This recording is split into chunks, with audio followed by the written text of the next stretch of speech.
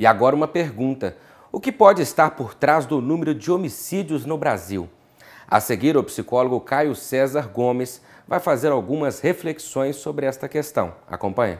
Hoje iniciaremos um tema muito importante sobre segurança pública.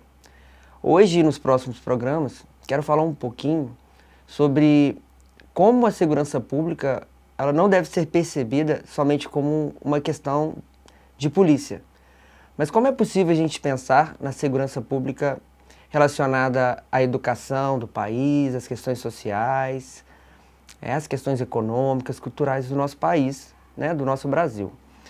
E quero começar hoje descrevendo um pouquinho, para a gente entender, o quadro, a partir de uma referência que é o Atlas da Violência de 2022. Eu quero falar um pouquinho sobre as estatísticas, alguns números, algumas questões importantes para a gente começar a entender um pouquinho qual que é o verdadeiro crime no Brasil, qual é a conjuntura da violência em nosso país. Dito isso, em 2022, nós tivemos, através desse Atlas da Violência, um registro de homicídios no país de 2019, que são os dados mais atuais. Nós tivemos em 2019 45.600 homicídios no Brasil. É aproximadamente esse número, 45.600, 700 homicídios no nosso país. Um número expressivo, entretanto, um dos menores nos últimos anos. O que eu gostaria de passar um pouquinho aqui para a gente pensar juntos, o que está por trás desse número, que ao mesmo tempo é um número menor do que outros anos, mas um número alto, 45 mil homicídios no país, mas ao mesmo tempo nós temos algumas situações que configuram para que 2019 tenha sido um ano de queda em relação aos homicídios. A primeira delas é que, ao mesmo tempo em que nós tivemos uma redução no número de homicídios, nós tivemos um aumento também em número de mortes violentas por causas indeterminadas. Isso é muito importante, eu estou dizendo de subnotificações. Então 2019 é um ano que marca uma queda em homicídios e um aumento recorde, inclusive, de subnotificações de pessoas que morreram por violência e nós não sabemos exatamente se foram homicídios. Uma outra coisa importante e muito triste nessa queda, que representa essa queda de homicídios no Brasil, e que os pesquisadores apontam, é que isso tem muita relação com a queda da juventude brasileira. O Brasil hoje é um país um pouco mais velho em relação à faixa etária.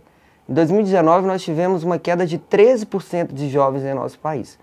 E de acordo com o Daniel Cerqueira, que é um estudioso do Atlas da Violência, isso representa aproximadamente uma queda de 20% no número de homicídios. Então veja como existem situações importantes para a gente pensar por trás desses números. Além disso, existe um fator muito importante para que 2019 tenha tido uma queda em relação aos homicídios, que a gente pode chamar de armistícios entre as organizações criminosas, principalmente se tratando de Comando Vermelho e Primeiro Comando da Capital. Isso quer dizer o quê? Que essas organizações criminosas e armistícios significa uma relação de paz, de trégua entre elas.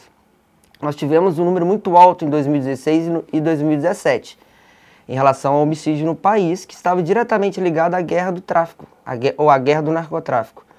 2019, 18 e 19, há uma redução significativa de queda de homicídios no Brasil, porque essas organizações chegaram a um consenso, a um acordo de trégua, uma paz entre elas.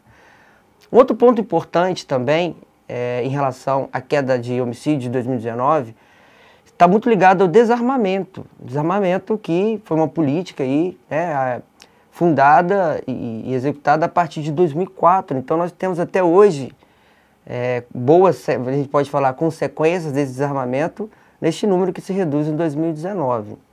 Bem, pessoal, esse primeiro momento eu queria mesmo falar um pouco sobre essa estatística e para que a gente pudesse entender e compreender um pouquinho o que está por trás da criminalidade desse número de homicídios no nosso país. Nos próximos episódios falaremos um pouco mais dessa configuração.